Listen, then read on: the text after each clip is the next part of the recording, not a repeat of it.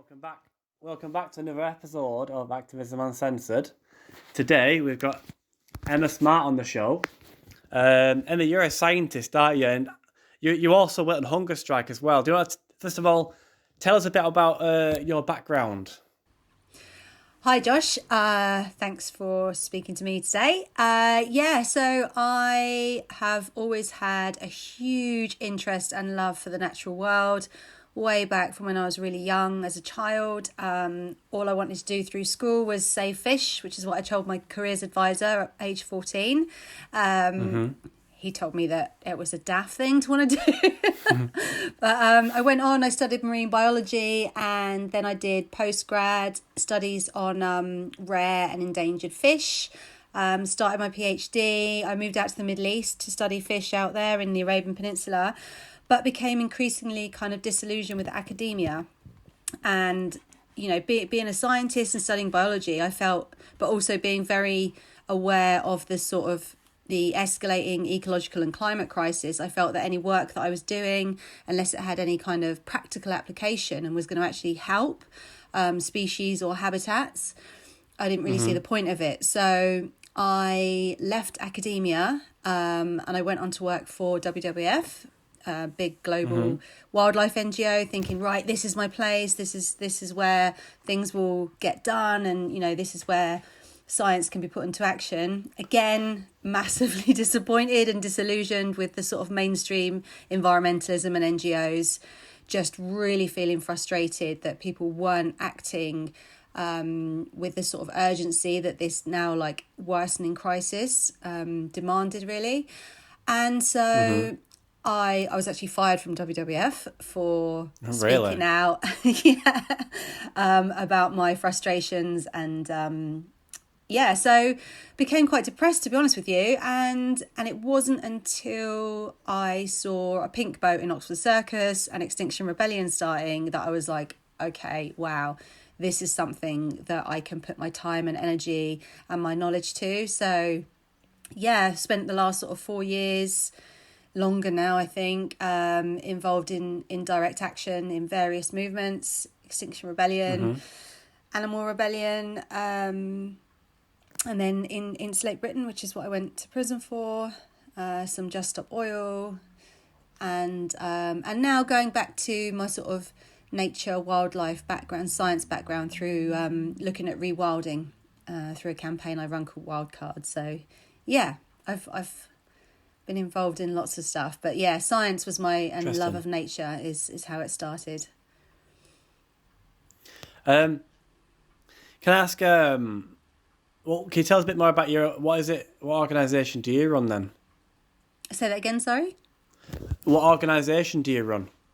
Oh, so it's called Wildcard. It's been running for around 2 years.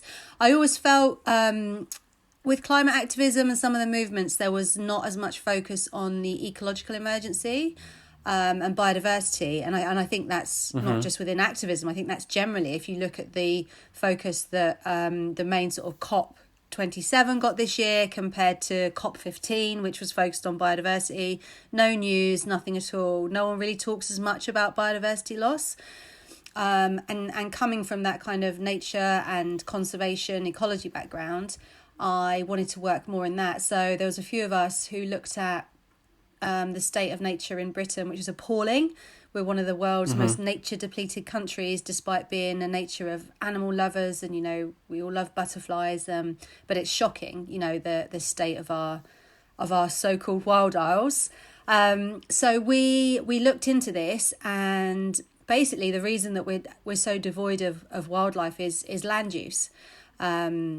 So much land is used for animal agriculture, and we wondered how to approach this, and we decided that Britain's largest landowners, institutional landowners, so people like the Royal Family, Oxbridge, Ministry of Defence,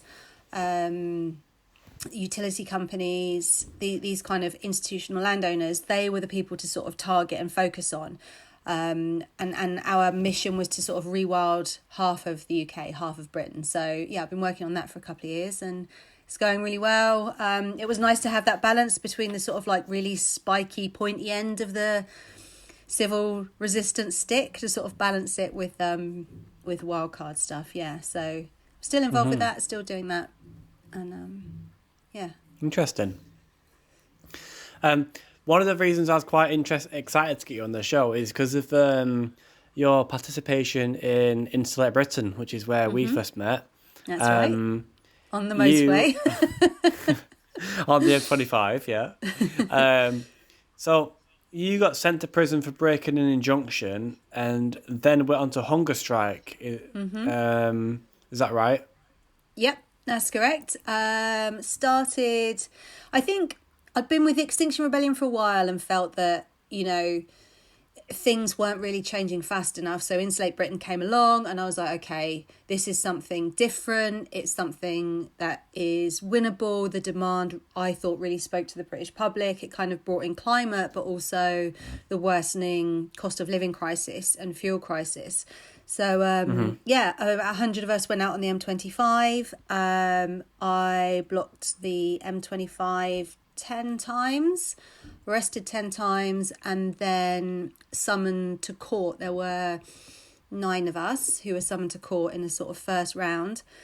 Sorry, just to reverse a bit. So midway through that series of actions, they issued this injunction that said if you continue to block the roads, this is you'll be in contempt of court for this court injunction. And that wasn't enough to deter us, really. I mean, we were there because 8,500 people die every year in this country because of cold, damp homes, and so a piece of paper from a high court wasn't going to stop us. That's what we were sentenced for, breaking the court injunction. I was sentenced to 4 months in prison. The court case just horrified me. This really top city lawyers telling us about damage that we'd done and damage to the economy, and I was just disgusted with the whole thing.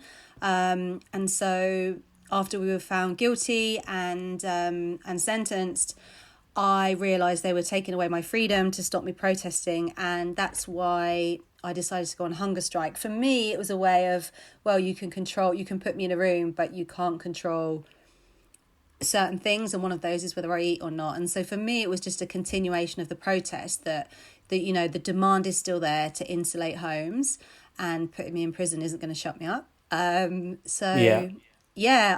in the van on the way to prison, it was end of November, so just before Christmas, I remember looking out the van and seeing big queues outside of McDonald's and all the kind of like commercial crap that comes with Christmas in the, going down the Strand, and we went through Chelsea and Knightsbridge, and I just felt really angry. I was just like, this society is so broken, so many vulnerable people, and it just kind of strengthened my resolve in that journey in the van.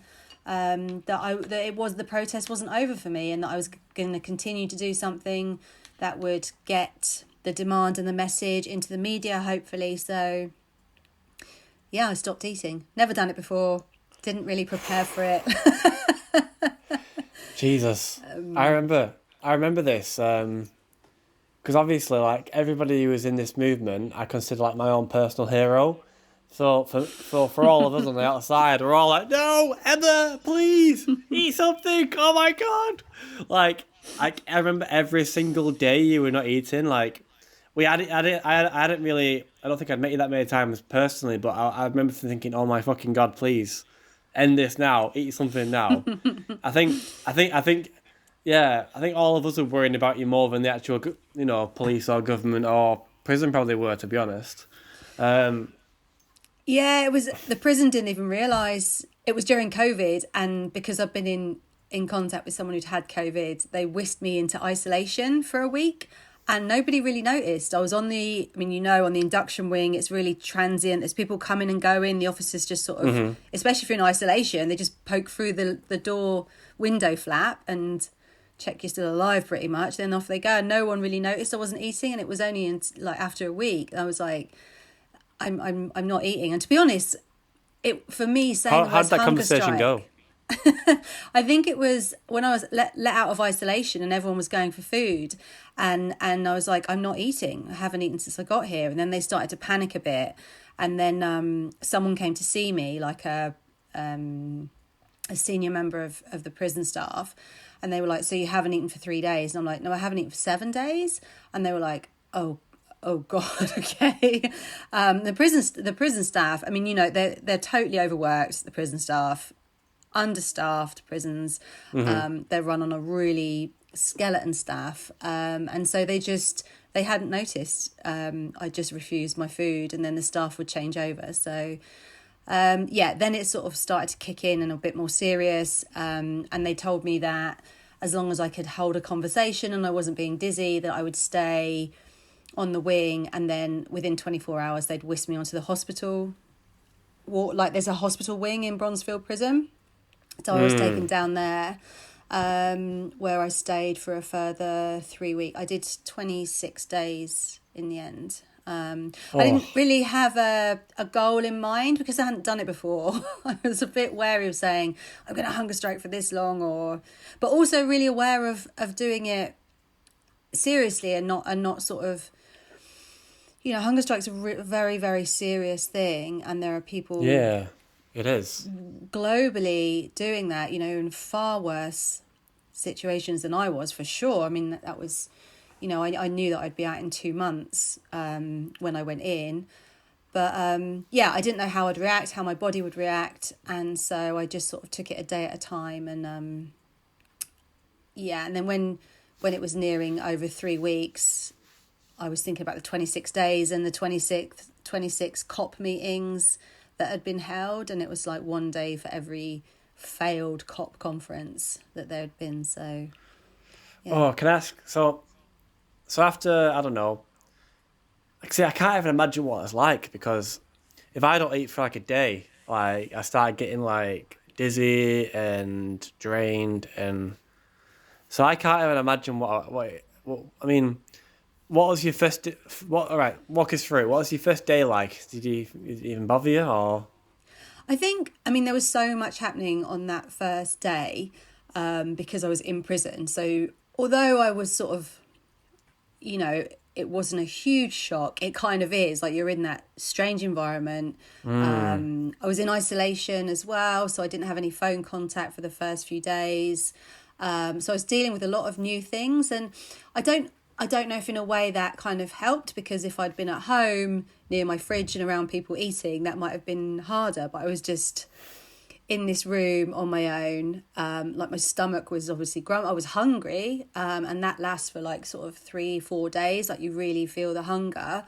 But I'm incredibly stubborn, Josh, and I just was so angry. I was just so angry, and I think in hindsight, you know, hunger strike is like, majority of it, like 95% is mental. You know, just having that, being in that frame of mind, is that's the much bigger sort of struggle than the physical one. I mean, our bodies are amazing. It's surprising how long we can go without food, but it's the sort of mental barriers that you need to get over. And and then after about 5-6 days, it's not the same. Like, I mean, I'm the same. Like if I don't have lunch and it gets to the evening, I'm starving, but it doesn't feel like that the whole for like 4 weeks. That sort of, those real strong hunger pangs start to ease off. So you don't spend the whole time like that. Wow. Yeah. That's really quite scary, to be honest. Like, and I mean, as I'm a biologist, I was fascinated also, like what was happening to my body. Like I kept a diary of like how I was feeling, you know, mentally and physically, and just, like the first sort of week, 10 days, I just totally shrunk. You know, I didn't, and you don't have a mirror, right, in a cell, so that you can't really see yourself properly. And then the first time I looked in the mirror, I was like, oh my goodness, it's quite, the sort of weight loss is quite sudden, and you have to really slow down a lot. I mean, you're not particularly active in a small cell anyway, but I got quite tired, and I was really conscious of like sleeping like in the middle of the day, having a nap, getting decent rest, not overexerting myself. Once I was on the hospital wing, then they started to take observations, so they were monitoring my blood pressure and my heart rate, and after that sort of 5-day period, your body goes into this ketosis where it's almost eating itself. It's using up reserves. So, You have to drink plenty of water to make sure that toxins don't build up in your liver and your kidneys. This is all stuff I learned as I was going along. Like I'd said, I didn't I didn't really prepare before. We talked about it amongst the group, you know, the 9 of us. So yeah, it was a very powerful experience, because I felt in control in a situation where they had taken everything away from me. You know, they'd taken my freedom away.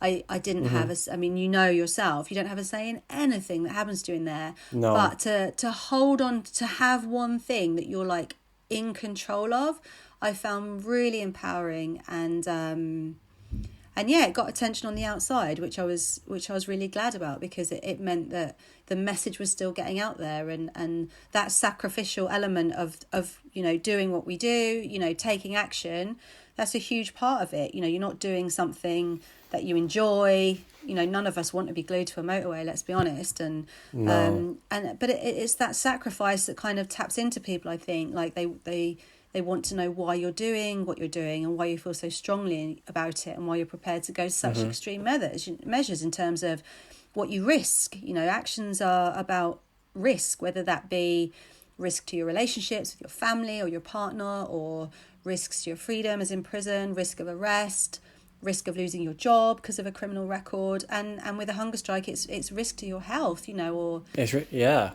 your life.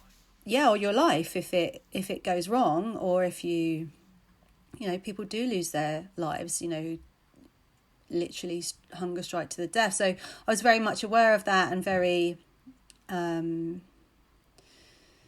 it was a very powerful and empowering thing to do.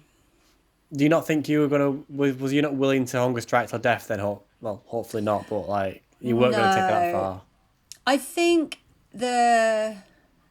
although I'm stubborn, I am also sensible as well, and it was really stressful on my family.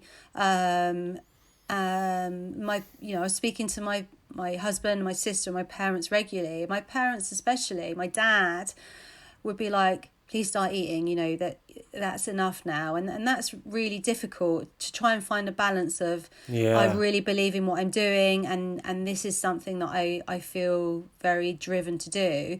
Balancing that with not, you know, my parents had already been through quite a lot of stress with the campaign and, you know, going to prison. And I felt there had to be a point where there was enough for me physically. Like I had plans to carry on sort of fighting and taking action when I left prison. So I wanted to be in a healthy state to be able to do that.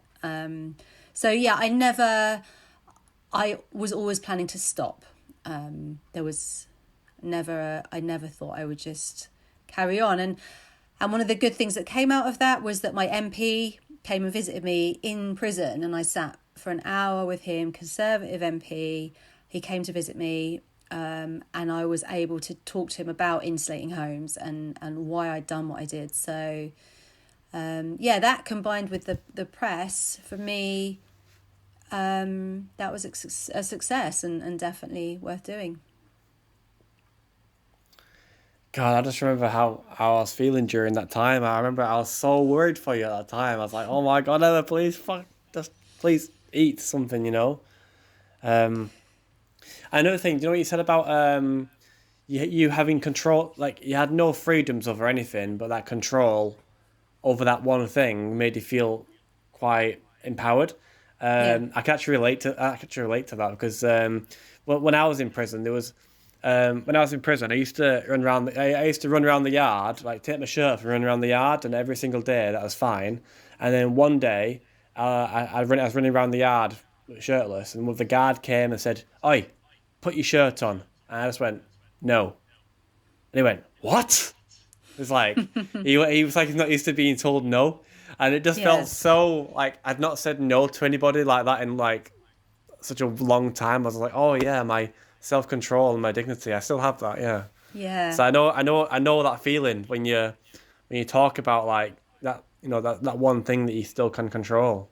Yeah, and it's another form of resistance. I mean, that's what we're doing through civil disobedience. We're resisting bad laws, we're resisting corrupt governments, we're resisting CEOs and companies who are driven by profit and power. We're constantly resisting, and that's in our everyday lives, and they can take everything away, but to be able to, you know, carry that resistance through, non-violent resistance, obviously, always, in prison, actually really helped me get through that time, you know, and have some control. And yeah, so I wouldn't recommend it, but I think No.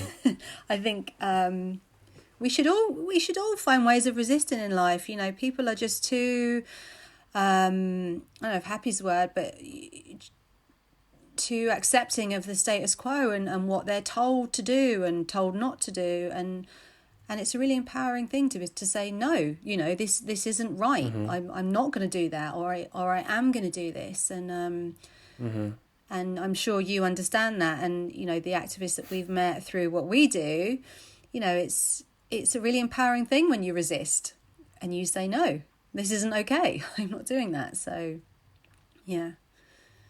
I should have just put my feet up and read books for a couple of months, but I was like... That's what I did pretty much, yeah. I got used to having like a midday nap. Yeah.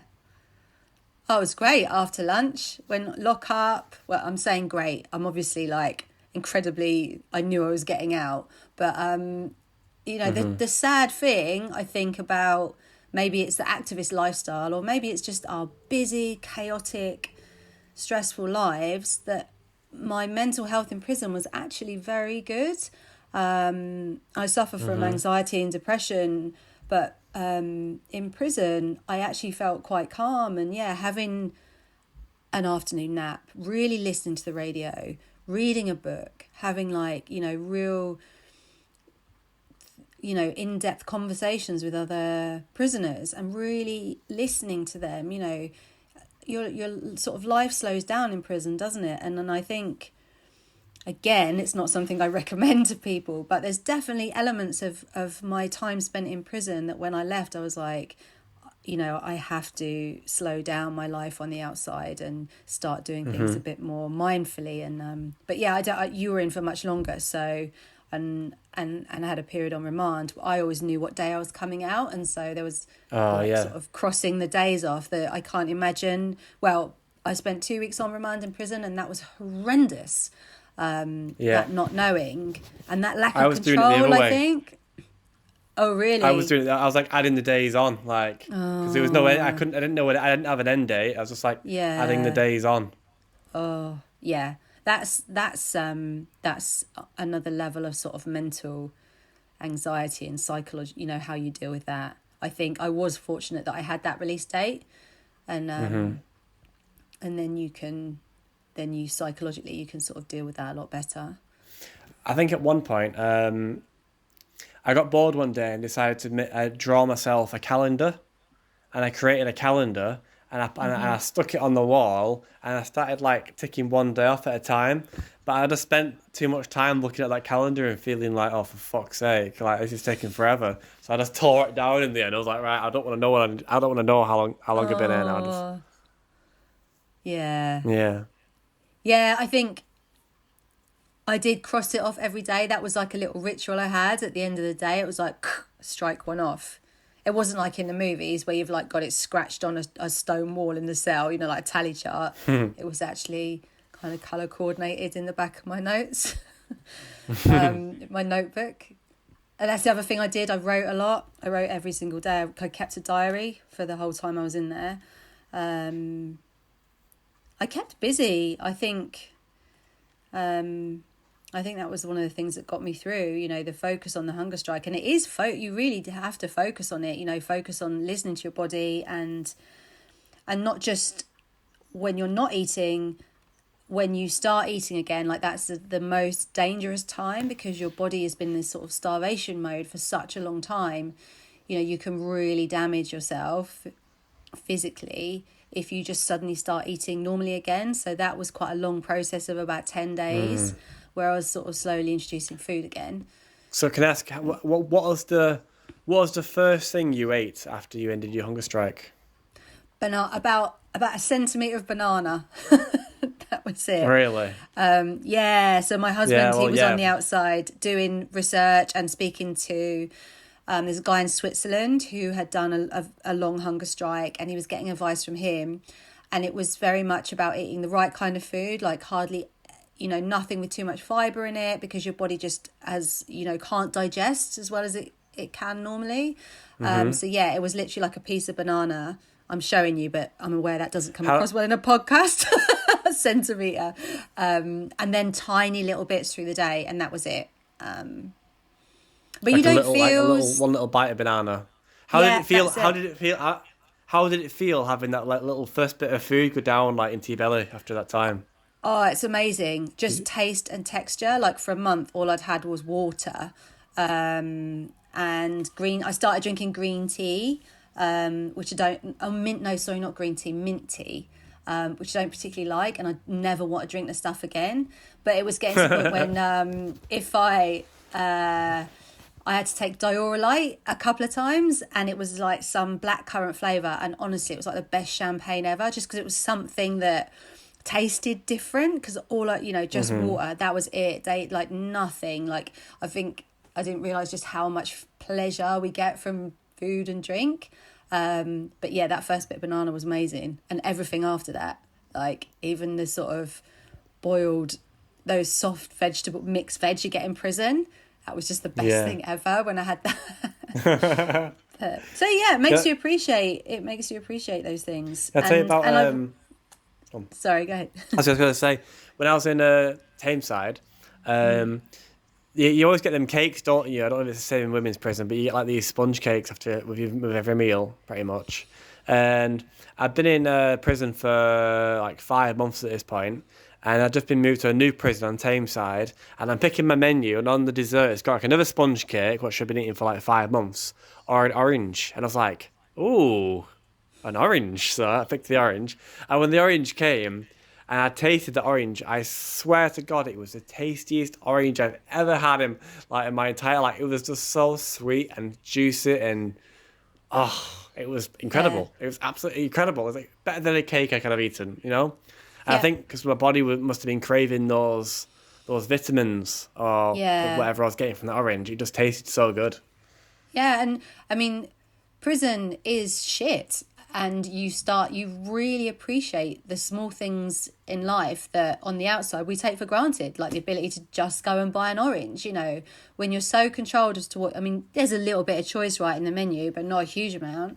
And yeah, when you don't have access to those things, you really really appreciate them, and yeah, the smallest things just mean so much in prison. And I think if we could draw some positives, I think that is one, just having time out from, just how fortunate we are, and, having all those things removed from us, and appreciating them again. And I like to hope that that's something I still carry with me now. Yeah, Because you never forget, do you, Josh? That the people you met are still in there, and more are coming in every day. More activists, but just so many people, so many young people that have just... society, life has just let down massively, and yeah, it's just an yeah. incredibly sad place.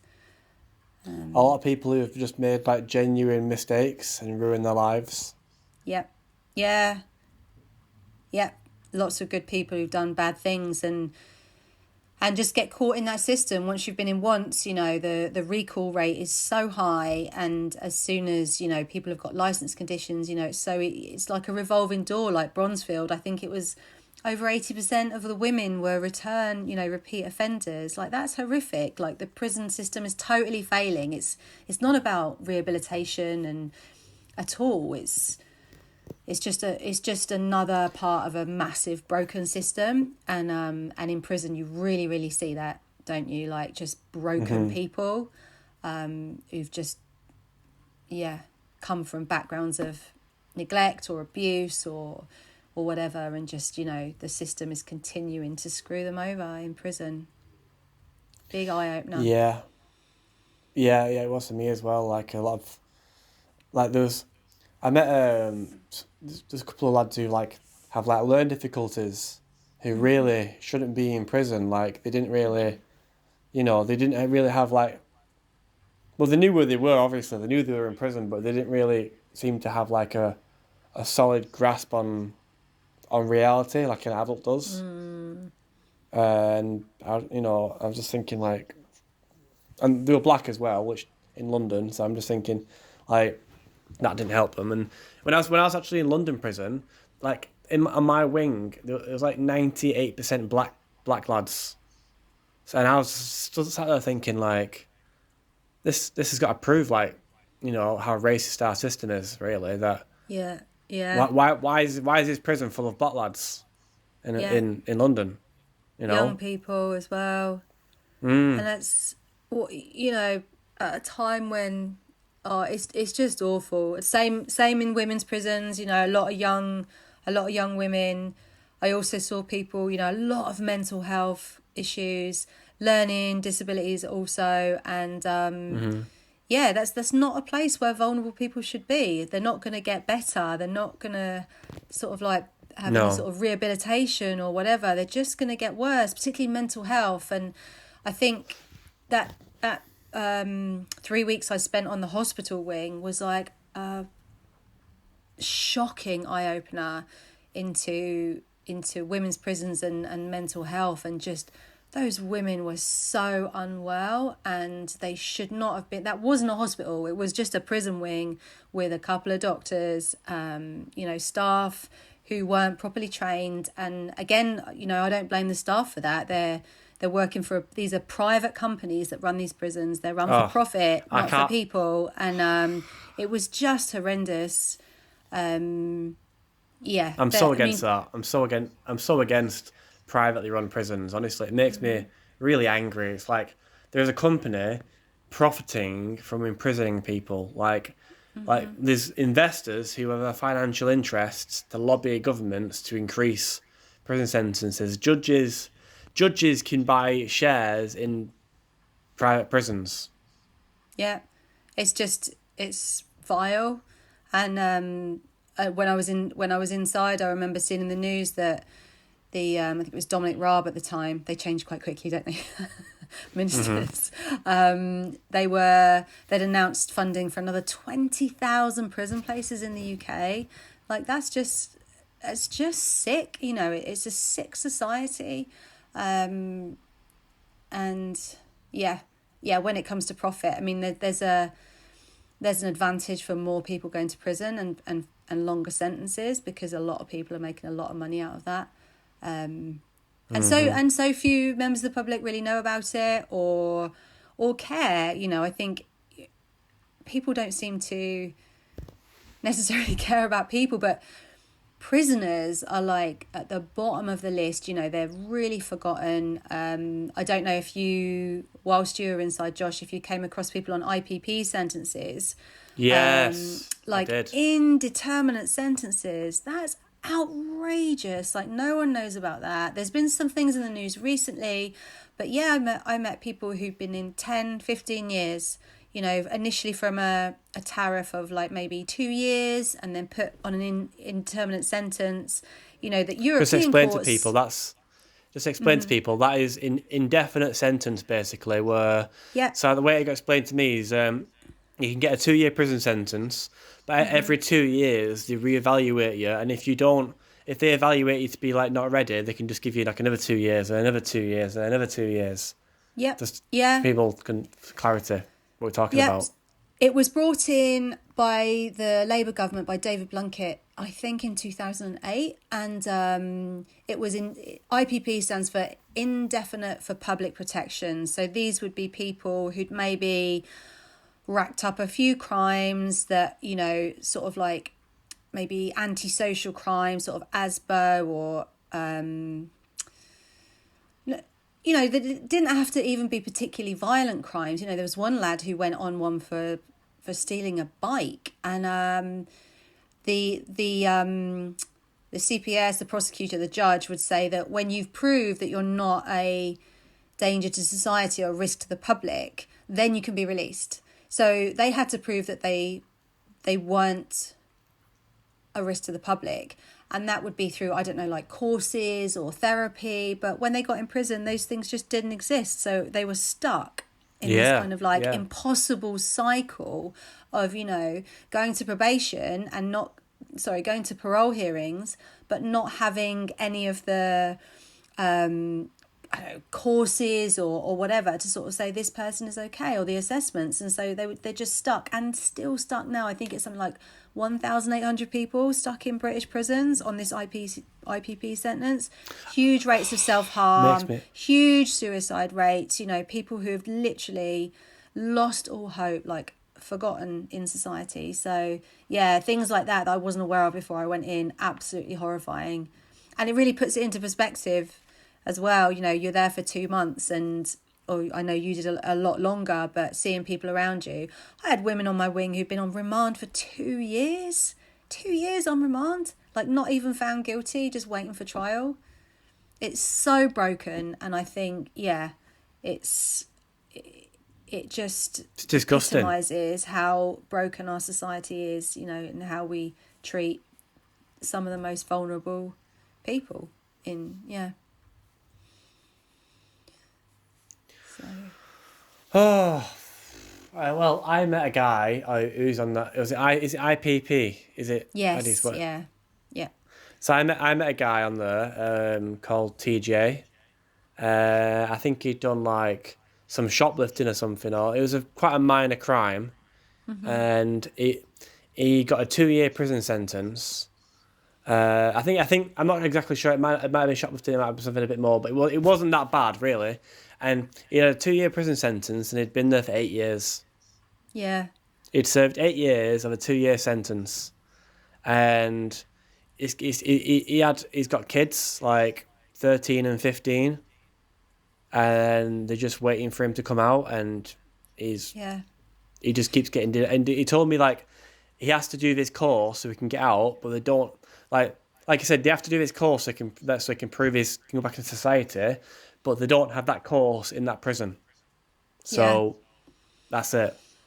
And everything in prison takes so long. Like, this. I mean, imagine he's waiting for that course, then he has to wait for some meeting with somebody, and then he has to wait for a couple of months for that. And it's, I do not know how people, well, I mean, people don't survive, right? They literally lose the will to live. On it's the European court described it as tantamount to torture to hold someone indefinitely in prison, and you can never get that time back. Like 8 years, time that he should have been watching his children grow up. So think It's about the effect on the children as well. yeah, Think about your dad or your mum being in prison indefinitely.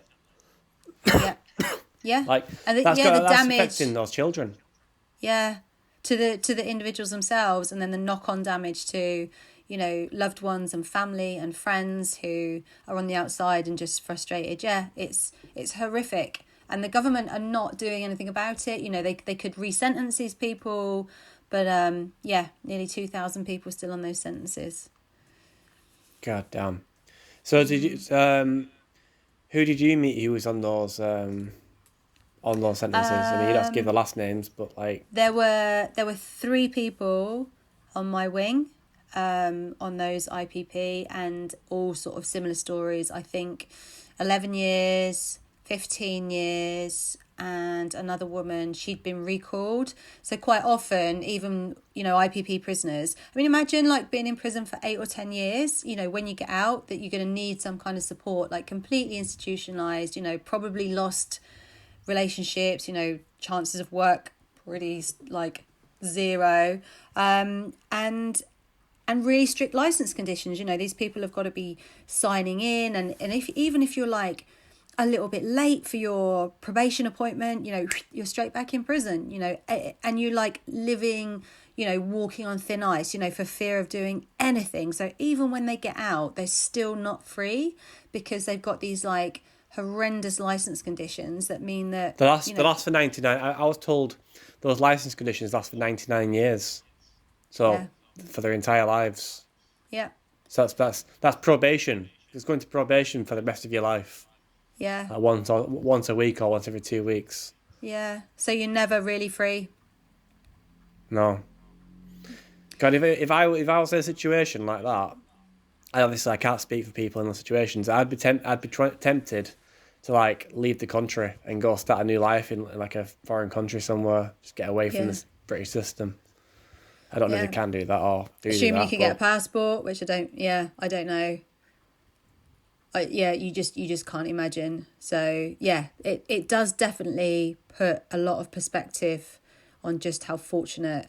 I mean, I certainly felt fortunate when I was there, and met some of those people. Yeah, massive eye opener. I wanted to ask so um, taking this kind of like non-direct action.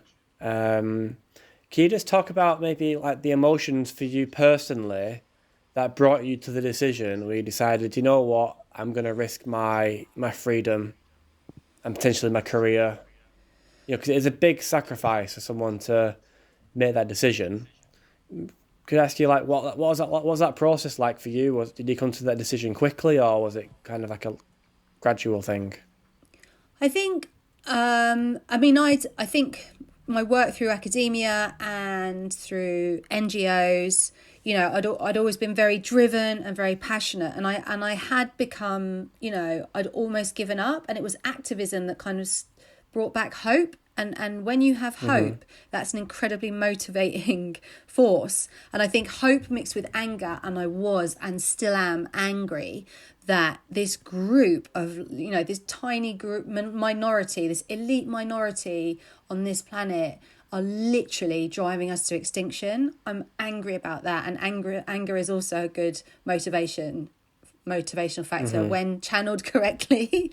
Yeah. So yeah, it was kind of like, frustration. I had this passion and this anger and this, and what to do with that. And when Extinction Rebellion started, I'm sure when you did your first action, it's terrifying, even doing a bit of swarming, just 7 minutes on the crossing, it just felt people are shouting at you and it's absolutely terrifying. But I think what terrifies me more, I have two young nieces. They are, she just turned 7 this weekend, 7 and 8.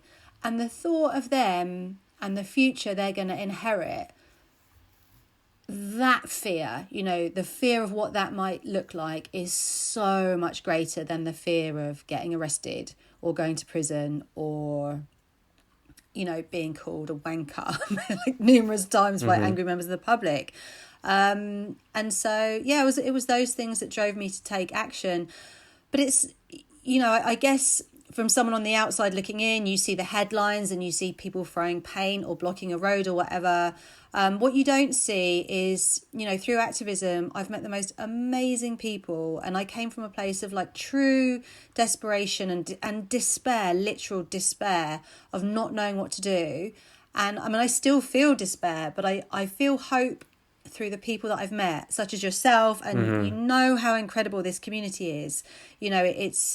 It's incredibly supportive, and people just get it and understand. And when you start meeting those people, it really brings hope back, and that's what drives me, I guess, is hope that we do still have a chance. It's a very rapidly shrinking window, but while there is hope, I'll continue to act, and I don't regret anything I've done at all, and I don't think I will in 2, 5, 10 years time when I look back. But what I would regret is not doing anything, knowing what I know. And you don't have to be a scientist now, the facts are out there. People are aware of the climate crisis now. It's not through lack of awareness. It's through some kind of apathetic, I don't know what it is, that someone else will fix it. But for me, I'm like, well, I can, I want to be part of fixing it. I want to force someone to fix it, who has the authority, who has the power, who has the means. I couldn't not take action now. I couldn't not be part of that movement. I couldn't sleep at night, basically. Like it's a duty, it's a responsibility, it's a fear, but it's not fear of taking the action. It's a fear of what happens if people don't take that action. So Yeah. yeah.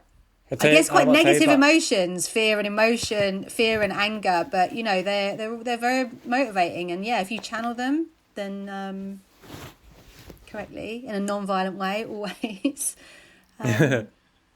keeps that hope alive. I'll tell you about a moment I had. I think it was last year during. I think it was in one of the Just Stop Oil, one of the first Just Stop Oil arrests. And so, bit of context. Previously, previously, I'd been worried about losing my financial stability. So I've got a few properties with my brother, and I was worried about having those taken away from me, having my assets seized, and having losing everything and going bankrupt and all the rest of it. But I was in this police cell, and I was kind of like trying to meditate, and I had this like almost epiphany, and it's a beautiful moment where I realised like I have something that the courts cannot take away from me, and that is my self-respect. It is my integrity, and is love. Is love for myself and the planet. And it's like it's more the integrity really, because you know you're doing the right thing, and no court and no police officer and no prison can take that away from you. And all of a sudden, I felt like this. I felt like there's nothing they could do to me. Once I realised that, it's like there's absolutely nothing you can do to me. I've lost my fear of prison. I've lost my fear of arrest. I've lost my fear of bankruptcy. Like, what have you got left to threaten me with? Yeah. Is that something you could relate to, or is that a bit? What do you think about that?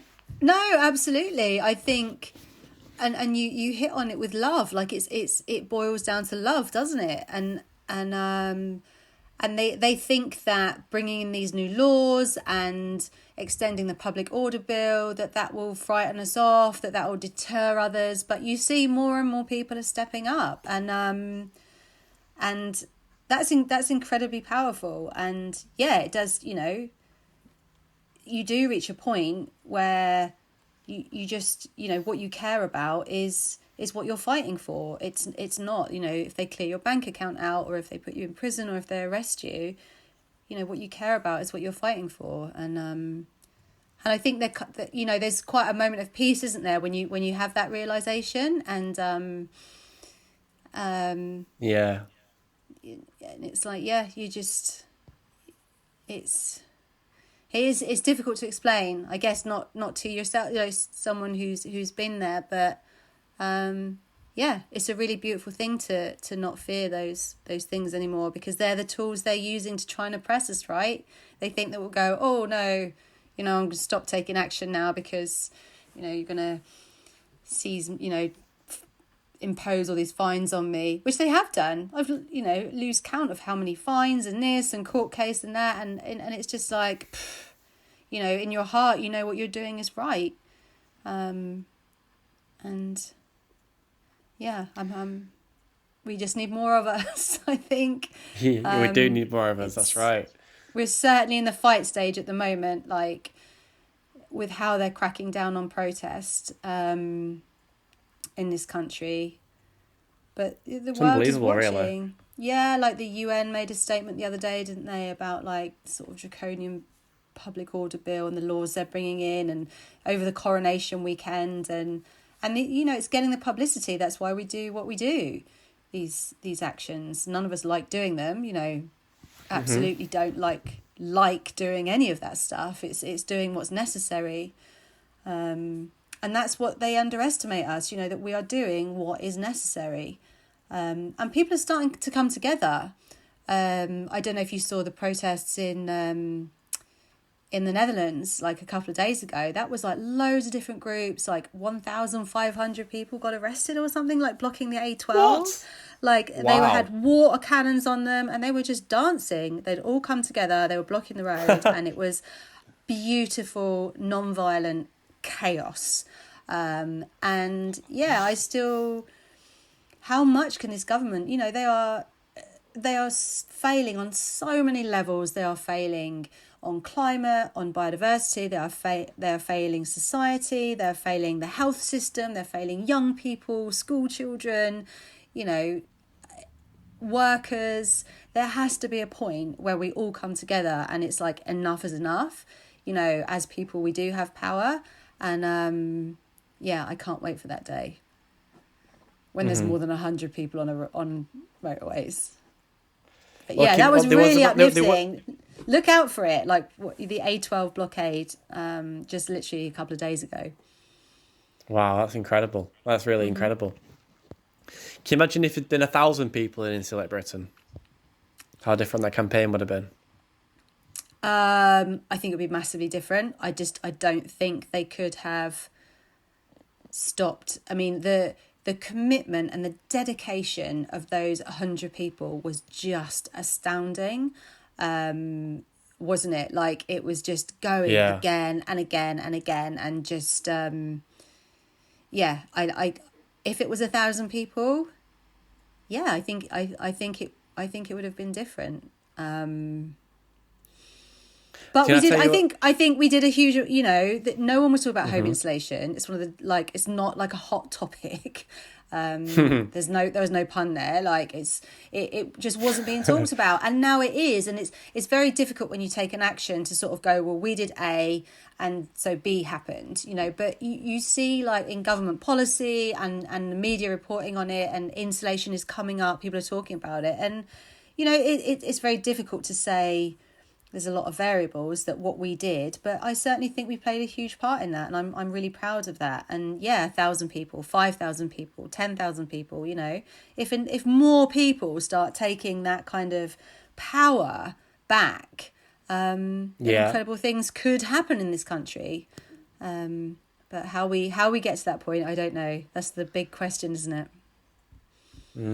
It is. You know, one of the things I realised, like, there's a few weeks into the campaign, Insulate Britain campaign, and I think once the numbers, like, people still in the campaign, are dropped below like 68, I realised because there are 68 million people in the UK, then that meant that every single person in the campaign was literally 1 in a million. Like mathematically, proven statistically, like, and I just found that that made my day that so much. Like, I was going around explaining that to people, like, you're literally 1 in a million, like, mathematically. And the other thing that I realised, I never. Well, I certainly wasn't on the same group as you that day, because that would have been fascinating to think that. Well, it was the truth. Where was everyone else? Yeah, 1 in a million, like 68 million. What are people doing? Why? I mean, I know it's not everyone's cup of tea, right? And I know I'm very fortunate in that I can take action. You know, I don't have children, so and other, you know, reasons that make me more, you know, able to take action like that. But come on. The other thing that I realised during the campaign was I've been in a house with like 20 odd people, right? There's 18 people in my team, and I realised that every single person in the house was an absolute legend, like hardcore, like you know, absolute legend, like, and there was not even one exception. Not one. There wasn't one person in the house who was not a legend. Like, he was incredibly brave, kind, intelligent, caring, and compassionate. It blew me away. It absolutely blew me away. I totally agree. It's one of the best things I've ever done. No regrets at all. That time was just exhausting. And terrifying at times, and a lot of uncertainty. It had never been done before, that kind of campaign. But it was incredible. And like you say, the people around were just so supportive and calm. And I was with people from Christian Climate Action in my group, which was, I'm sure you know some of those individuals, which was just amazing. You know, the sort of camaraderie and the solidarity and the support. Yeah, it was a really special time. So I want to ask you a question now. We've almost run out of time. Got about 5 minutes left, by the way. Okay. So anything you want to get in, just get it in next after this question. But this is what I want to ask you, right? So Okay. with the hindsight of the time you spent in prison, all the arrests, all the court fines, all the consequences you've seen from your personal life from taking action, knowing all of that, if you could go back to the day before you signed up for action, would you do it all over again? Yeah, absolutely. Yeah. I can remember I was like, because the step up from Extinction Rebellion to Insulate Britain was a huge step. I'd been arrested a couple of times before, but that was it, but this was like potential going on remand, wasn't it? And it was a big decision and I was really quite nervous about it. But yeah, despite everything, I still, we were on the right side of history. We are on the right side of history. Everything we did was for a better world, for people in this country who are, the most vulnerable people who are dying in their own homes. And it was one of the best ways to reduce emissions, which we know is absolutely essential, decarbonising and reducing emissions to literally avert catastrophe. And so, yeah, I would never regret doing that. And I would absolutely do it again. No regrets at all. No. I wish I could do it all over again, to be honest, because I think it was probably the best time of my life, like looking back. Yeah, it's one of the best things I've ever done. And people don't see that in the news. It's very hard to explain to somebody that hasn't done something like that before. But yeah. I feel quite emotional thinking about that. Yeah, I would do it again. Yeah. Brilliant. I know it's a cliche, isn't it, about like regretting things you've not done rather than things you've done, but it's so true. And it's a climate crisis. So, we've got a few years. What we do now, like what everybody does now, matters so much. And I'm just so incredibly grateful to yourself and all the other people out there who are taking that step up and risking so much. To avert the biggest catastrophe humanity's ever faced. And people hate us, but it doesn't matter. There's so much love in what we do and for each other, and love that drives us, and love for life on earth. It doesn't matter how much hate they throw at us. It won't put us off. It won't stop us. We can only grow bigger and stronger. And yeah. So right, it's 2 minutes left. One thing I want to ask you now, right? So the way I see these YouTube videos is they kind of like immortalize your voice for all time. For as long as the internet exists, this video will exist. So future generations could be studying this years from now. So if you had a message to say to future generations, what would it be? Oh, gosh. Oh, my goodness. That's a hard one, I know, sorry. It's really hard. Gosh, we did everything we could, and we just kept trying, and I hope that the world is still an amazing place because it's so beautiful, and the thought that it's not there in the future is what drives me to do this stuff. And and keep fighting. There's always going to be battles. Believe in yourself and the power that people have, and individuals coming together. And I hope there is a future, but I'll keep fighting to make sure that there is for my two nieces and for nature that I love so much. Thank you. Well, thank you for that. Thank you.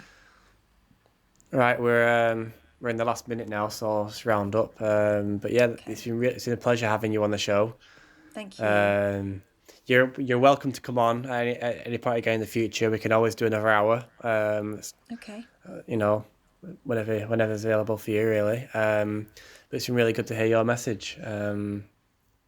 Thank you. Thanks, Josh.